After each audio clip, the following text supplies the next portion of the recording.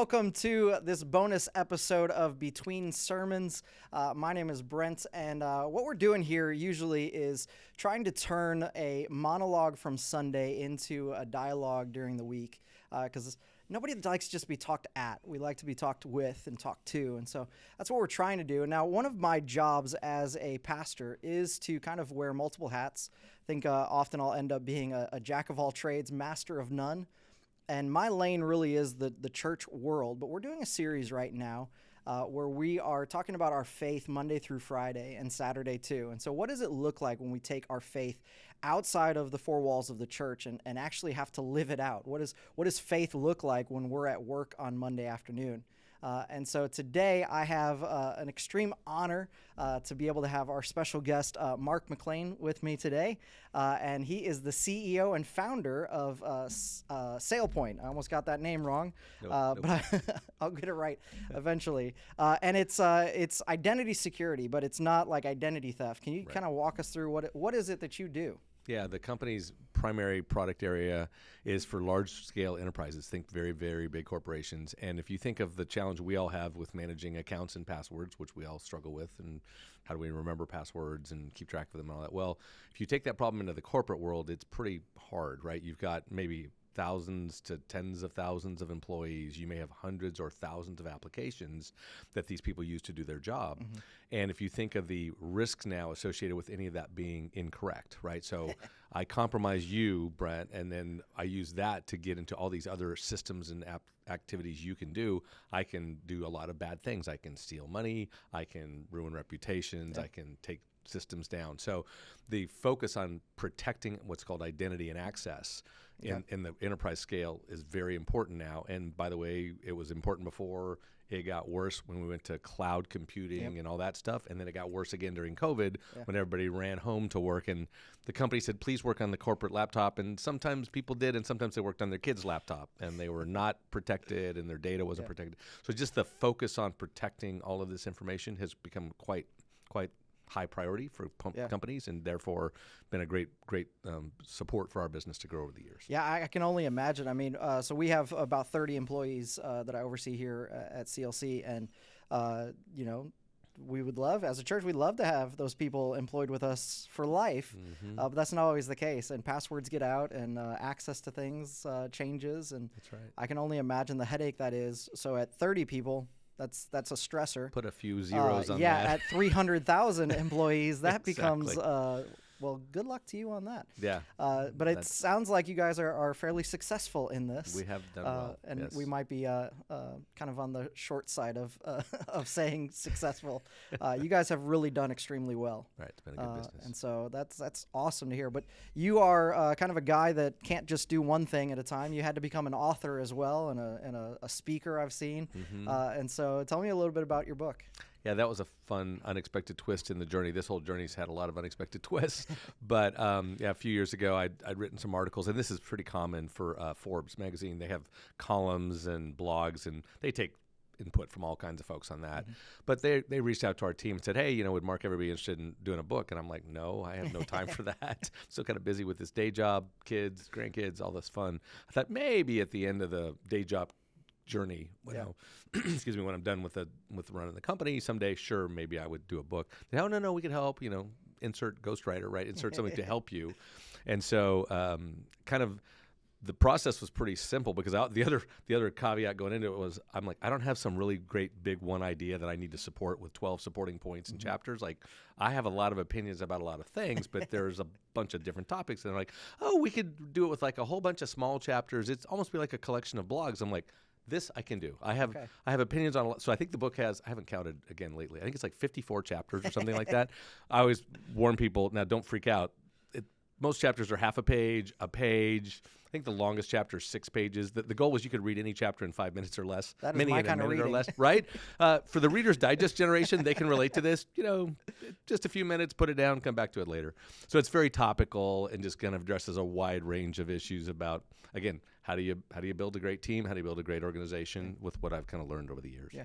What's the title of the book, and where can people get it? It's on Amazon. I'd say if you either get my name or the company name, it's easy to find. I've written one book, so it's not hard to find. It's called Joy and there's a little cross out with or there, but Joy and Success at Work, and then there's a little fun double entendre in the subtitle, Building Organizations That Don't Suck, and there's a little pause, the life out of people. Awesome. And it kind of intends to address both issues. How do you build an organization that's not terrible to work at, but also how do you build your company in a way that people don't feel drained by the experience? And that's pretty common.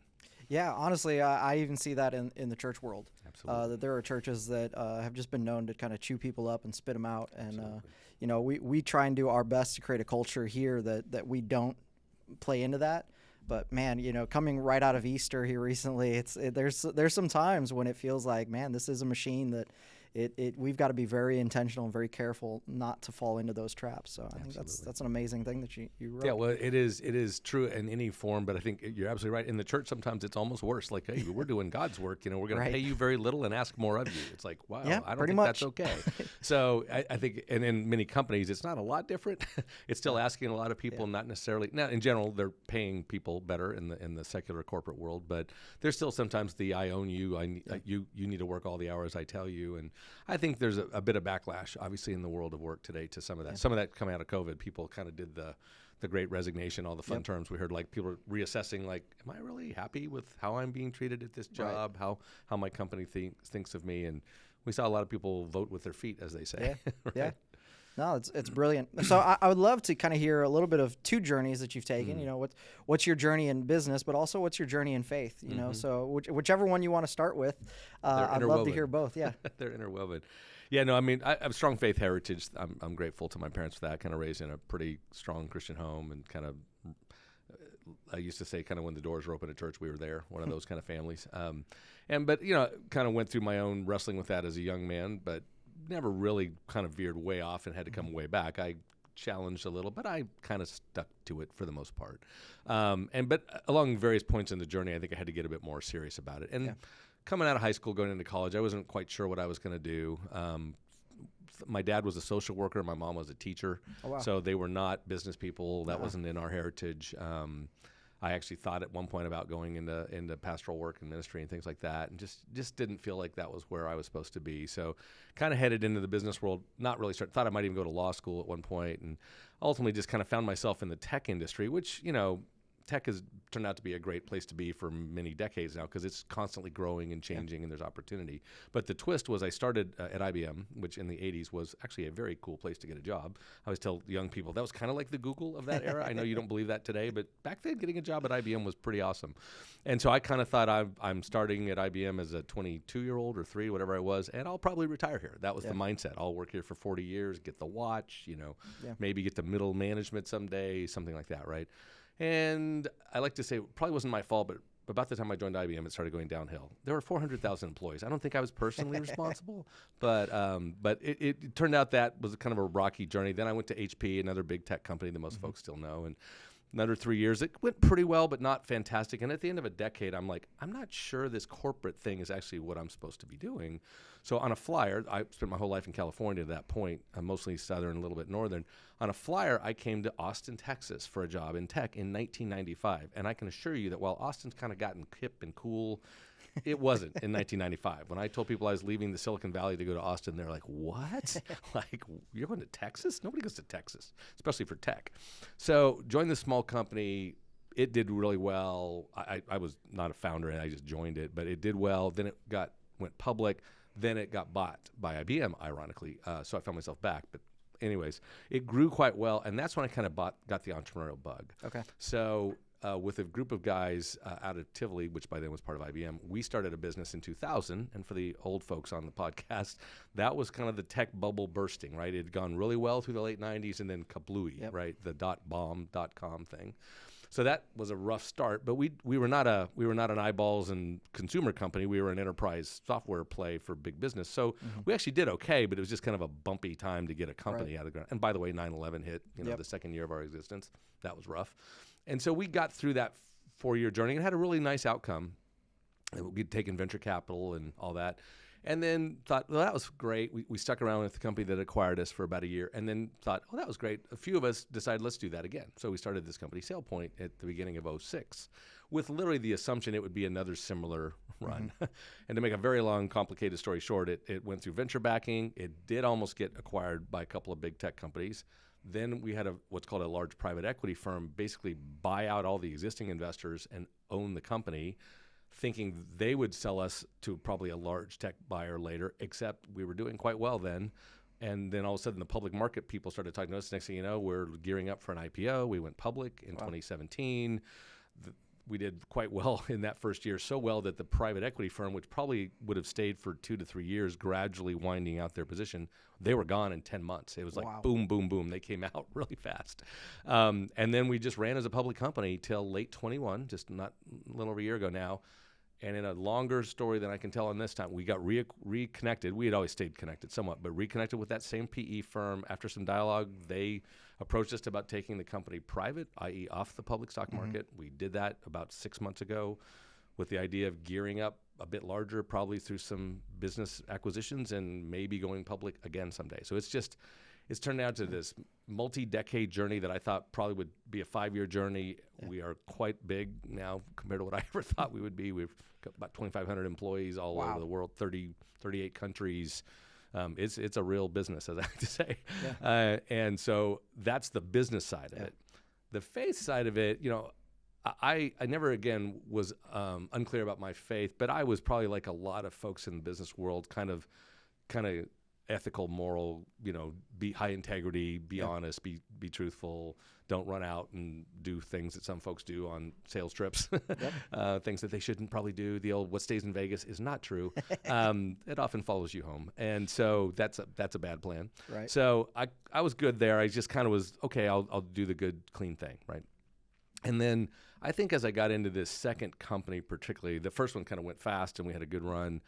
And this started to stretch out. And I, again, always felt like I was trying to infuse my faith into both how I led, certainly, but also kind of into the business at some level, right? Like we hosted some book clubs, which was originally just truly book clubs that sort of turned into some Bible studies. We've incorporated something that not everybody knows can be done, but corporate chaplains.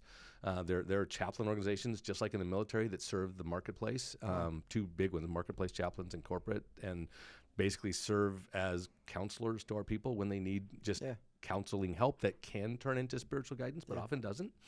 People just struggling with a teenager or aging parents, all kinds of stuff. So we've tried to infuse a lot of good care for people into the business.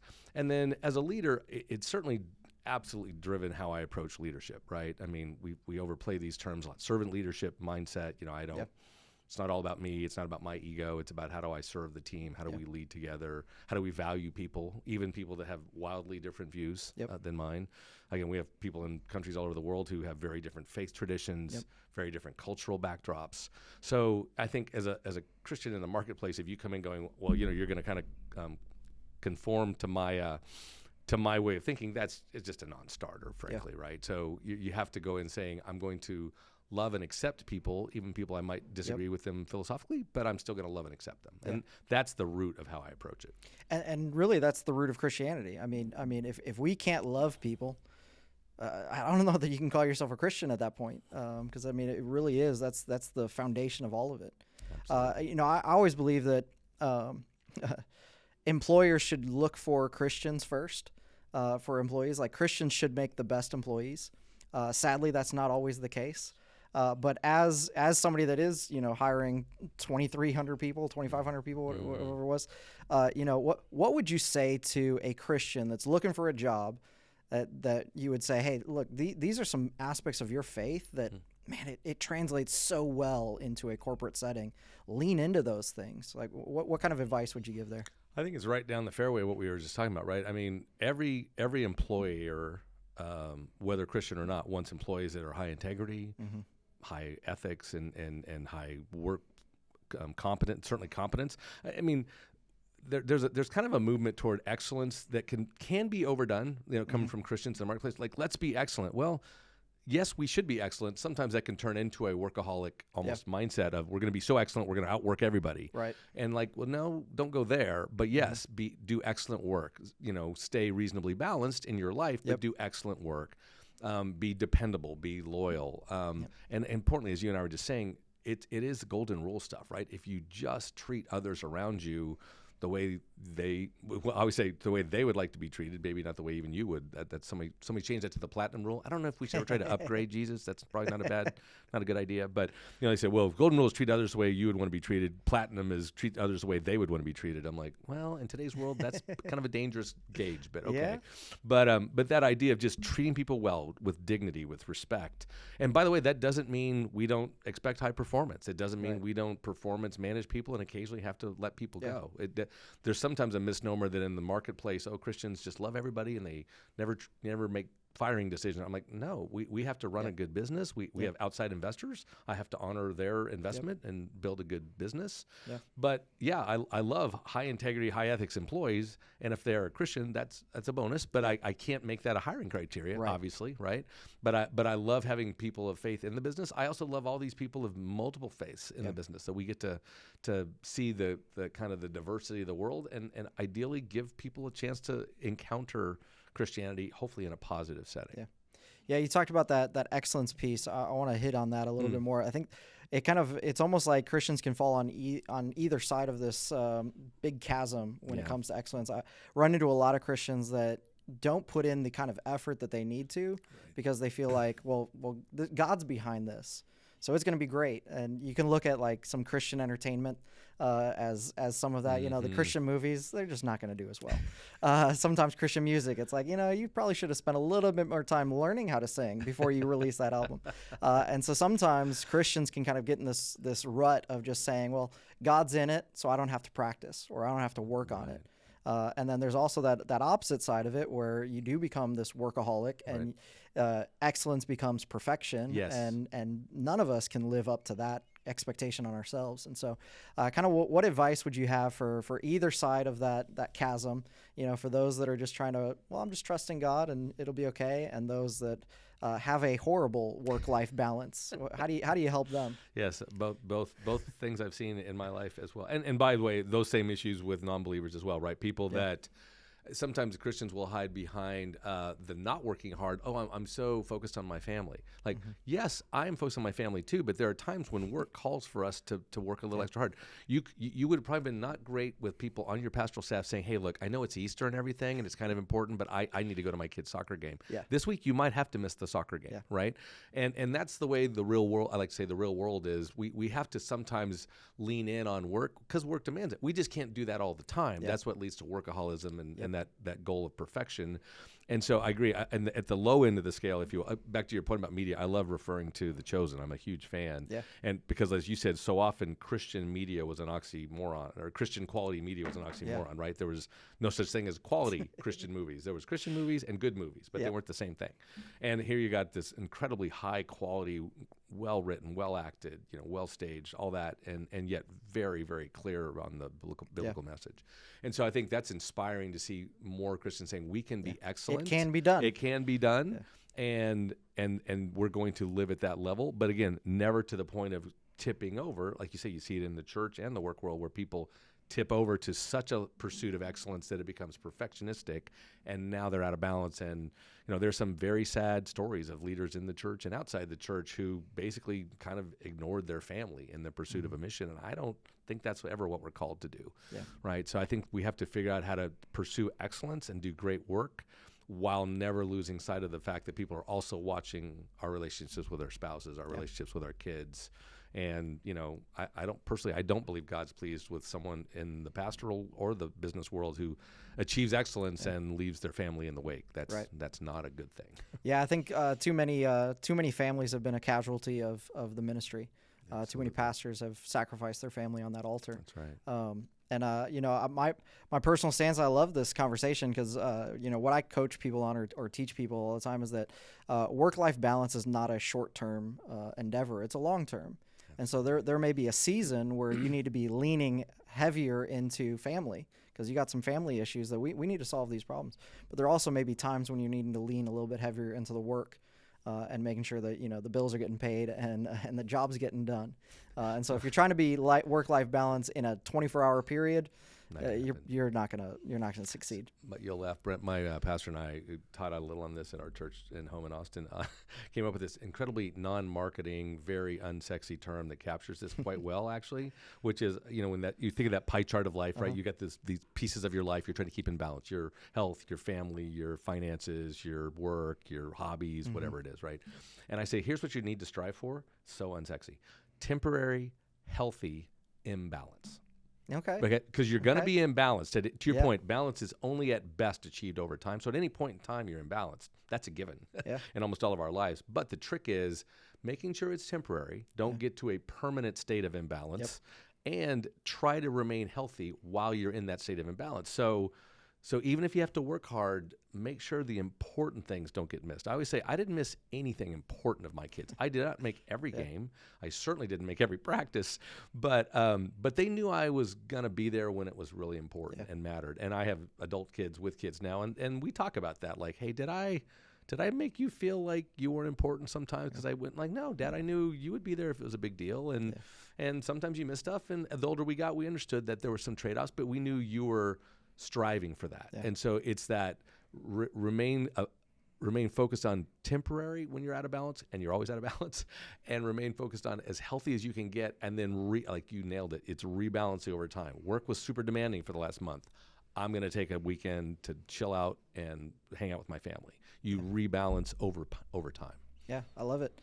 So we kind of talked about it a little bit, but I'm curious, how do you incorporate your Christian values into your workplace? Because you're the founder, the CEO, you're the one setting culture. Right. So how do you incorporate your values? As you said, you've got employees that are all across the world that have different faith backgrounds. So it's not like you can just come out and say, okay, here's our stance on Christianity. So what are ways that because we've got people that are listening to this that are running their own businesses and they're trying to figure out, okay, there's some Christian business out there, put the scripture on the bottom of the drink cup, and there's others that you'd never know that they're Christian. But what's kind of your approach for your company? Yeah, you're right on it. We talk about this a lot. I have a lot of peers at various levels and various kinds of businesses: private, public, large, small. And I think some people are called to be very explicit, right? I think that is normally smaller family-led businesses. And if they can and will, they would. My favorite in the Christian world, all the Christian crowd, we all know Chick-fil-A's Christian. I'm like, you realize the average person just goes there to get a chicken sandwich. Yeah. They have no idea. By the way, they have no idea that's a soundtrack of Christian music without words playing in the background. They're just like nice music, helpful, friendly teenagers serving me, and good food, right? So, I think these businesses that are based on those kind of values, what I love about the Chick-fil-A story, give those guys all the credit they're due, right? They've built a culture that is, again, friendly, warm, helpful, quality, and people flock to their restaurant as a result. Now, we all know that what's behind that is a high attention to Christian biblical principles. But the people coming there for a chicken sandwich don't necessarily know that. They know just, I like going here. Yeah. I like the way I'm treated. I like the quality. I like the way they make things right if there's a problem. I mean, just all that stuff, right? So as a leader, I think you have to kind of decide, where am I able to exist on that spectrum, right? I think the In-N-Out Burger guys, I think, still put scripture on the bottom of their cups, as I knew, or something, right? So if you can do that, that's great. I think in many cases, a lot of us are more like stewards. We're more like Daniel and Joseph, okay? Those are the biblical examples I think are more and more relevant to a lot of us in the market. We're not in a Christian or even a godly-oriented organization, but we can live in such a way that people respect our leadership and the principles behind that leadership. And then I think at times we are given the opportunity to explain where that's coming from, but it's never my job to thrust that on anybody, right? It's not like, well, first you need to understand why I think what I think, right? I'm going to treat you well. You're going to feel appreciated and valued. And you might wonder why that's kind of different than the boss you had at the last company. Yeah. Great. If so, let's talk about that, right? And then I think as the company gets larger, it is an interesting, tricky place to be on this concept of a platform, right? Now I have more of a platform. When you go public, there's a bit of a spotlight and all that stuff. And so I have tried to use, say, my LinkedIn posts. A lot of them are just about our company and about security and about technology. And then every so often I'll put one out there about sort of a biblical topic that may not be even identified as such. I went through the 9 fruits of the Spirit without ever calling them that. I love it. I just said, there was this guy, Paul, he was a contemporary of Jesus, and he said there was these 9 things that were really valuable, and let's talk about them and how they apply at work. Joy, peace, patience, Yeah. And it was a beautiful. fun series. All the Christians were like, way to go with the fruit of the Spirit. I'm like, I never said that. You know that, Yeah. but nobody else knows that, Yeah. right? So it's just a way to kind of say people appreciate values like love, joy, peace, patience, kindness, right? But I didn't have to say this is from First Corinthians or whatever. Yeah. I just said this is what we're going to talk about, right? So anyways, or Philippians, sorry. But all that to say, I think at the end of the day, we can I think the St. Francis thing has been misused. Okay. Like the old preach the gospel at all times when necessary use words. I'm like, no, you sometimes have to use words, or people don't know why you're doing what you're doing, but you can overuse words. Like just kind of live salt and light out a lot, and you will have opportunity to use your words, but you need to use your words too. I love that. I feel like you just listened to one of my sermons here recently. I probably did. Because, I'll talk about that quote because I think too many Christians will use that as an excuse to never open their mouth. And it's like, you're missing an opportunity. But then you're right. There are some out there that they make it so forceful. That it's just you can't really.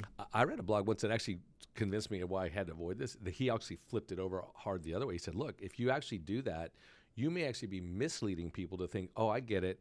I'm just supposed to work hard and live right, and then God will love me. Yeah. It's almost like a works theology if you never talk about grace. Yeah. You're like, oh, wow, if I just show them by working hard, that's what it looks like to be a Christian. Yeah. They're going to go, okay, I get it. I just got to keep my nose clean, and then God will love me. It's like, no, that's not how that works. You need to explain to them how grace works. Yeah. None of us are going to live perfectly. Exactly. God's going to accept us not on our own merit. Yep. We're going to live well in response to that, not to get in. I love it. Right. It's brilliant.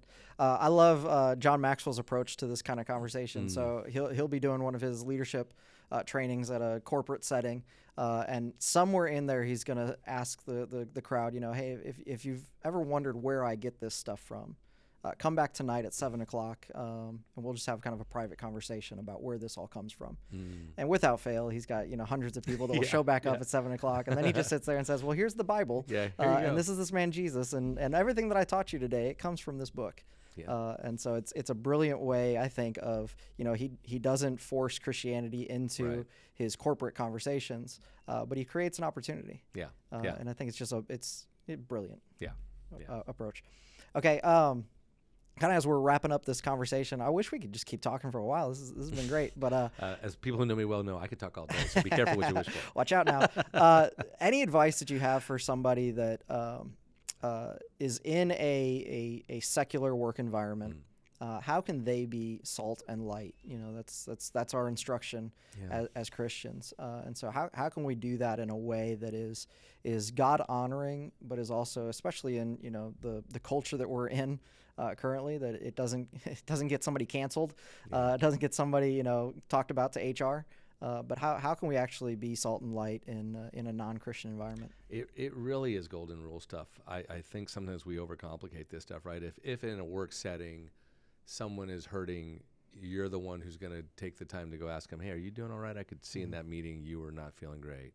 Or even offering to help them with something because they're feeling overwhelmed. It's the Christian who, when there's some inappropriate joking happening in the break room, goes either just walks away or might even have the courage to say, I don't know if this is okay. Now, look, some of the laws around us and focus on harassment and things have actually helped some of this. But I still think there's a difference between, again, a legalistic following of that and being known as the person who just isn't going to participate when there's gossip or coarseness. And I think, what sometimes I think is true for a lot of Christians in secular workplaces is we all know we're fallible and we're going to mess up. And I think I used to struggle with this. Maybe others will relate to this. Like, well, if I'm out there and clear about who I am and then I mess up, they're going to think bad about Christians. I had a great convicting moment once with one of my pastor buddies. I used to say, I don't have a fish on the back of my car because, sometimes I speed and I wouldn't want to be a bad witness. He goes, or maybe you should not speed. Oh, wait, there's a great option. And so I think there's a sense of, by the way, I still don't have a fish on my car. I just don't know that I think that's the greatest way to draw people into the kingdom of God. Hey, look, there's a fish on that guy's car. Sorry, there's nothing on my car either. What does that mean? Why is there a fish on his car? But I think at the end of the day, I think there's a sense of salt and light just looks like being the kind of person who brings goodness into so many situations, right? If there's people that are down, you're encouraging them. If there's people that need a break, you try to offer them a hand. If there's work to be done that demands a little extra, you're the first one to sign up and go, hey, let me help with that. I think it's just the kinds of things where, again, you're doing things that seem counterculture. And back to what we were on a minute ago, you will likely, not always, get the opportunity to explain why you did that. Right, but still do it, right? Be that person that leads by example, is the caring, compassionate, but not the person who's unwilling to make tough calls, to expect high performance of people. I think, again, some folks who've never led think, well, as a Christian, I could never fire anyone. I'm like, oh yeah, you have to be willing to fire people, because sometimes that's what they need. It's a form of discipline, you could argue. Sometimes people, and sometimes it's just fit. Like, you're a great person. This isn't the right fit for you. Let's help you find something where you'll succeed. That's loving, right? So I think you come to an understanding that if you're just living in that golden rule way of living, like treating others the way they ought to, they'd like to be treated, whatever flavor that you want, then I think you're going to be increasingly distinctive, right? I think there was more normative, moral, compassionate behavior in our culture. It's decreasing, right? A great book a few years ago, if you haven't read, called Unoffendable by Brent Hansen. I recommend that to everybody. It's such a great read. Like, we Christians have fallen into being angry and ticked off about stuff, then that's how the culture knows us. Oh, we're angry about everything. And it's like, that's not who we're supposed to be, right? We're supposed to be loving and caring. We should stand up for justice, but we should not be angry and yelling and condemning, and we do way too much of that. So. Absolutely. No, I think it's brilliant. Well, Mark, this has been a great conversation. I want to give you a chance for the last 5%. So if it's a conversation about faith at work, what's kind of your last final thought for the people listening? I don't know that I have a brilliant summation. I guess I should work on that for my next big podcast. But I think at the end of the day, I feel like as believers, your whole theme here of, Monday through Friday and Saturday too, I think so many people still compartmentalize, right? It's not like they're consciously thinking they're not a Christian at work. They're just thinking, well, I don't know how to be a Christian at work, so I guess I'll just try to be a nice, moral, good person. And I think some of it is just intentionality. One of my new favorite words is intentionality. If you're going to have a healthy culture in your business, if you're going to have a healthy work-life balance, if you're going to treat people with dignity and respect, that takes intentionality, purpose, choice. And I think a lot of folks just need to be encouraged. Sounds like this is where you're going in your sermon series on, hey, let me encourage you to live your faith out in a winsome, that's a word we don't use in our culture a lot, right? In a winsome way in the workplace. Like, don't be a jerk. Don't be condemning of people that disagree with you. Don't assume that if somebody's on one end of the political spectrum or the other, you can't be their friend. Right. All the garbage we see around us in the culture, and yet never sacrificing truth, right? I mean, Jesus exemplified truth and grace, truth and love. And Christians, it sadly seems like they either go over to so much grace they're not holding on to a lot of truth, like everything's okay. No, Jesus did not say everything was okay. Right. On the other end, way more, I'm afraid, on the religious right, so to speak, are so focused on truth they've lost any sense of grace. Absolutely. And like, if you can get an attempt at that balance in the workplace, you're going to get asked, where is that coming from? Why do you operate that way? Why do you think that way? Because it is not what I see around me, right? So I think that's the calling. This is awesome. I need you to preach on Sunday. That'd be perfect close. That's a wish you should let go of. I think bad things could come from that. I don't know. Be careful what you wish for. Well, I do appreciate your candor and your wisdom in this conversation. So thank you so much for being on the pleasure. show. Enjoyed it. Taking the time from your busy schedule to hang out with us. I hope it's helpful. Awesome. Yeah, absolutely. It was for me. Okay, there you go. Thanks, so Brent. Thank you so much for being a part of this podcast. We'd love to see you next week on Between Sermons.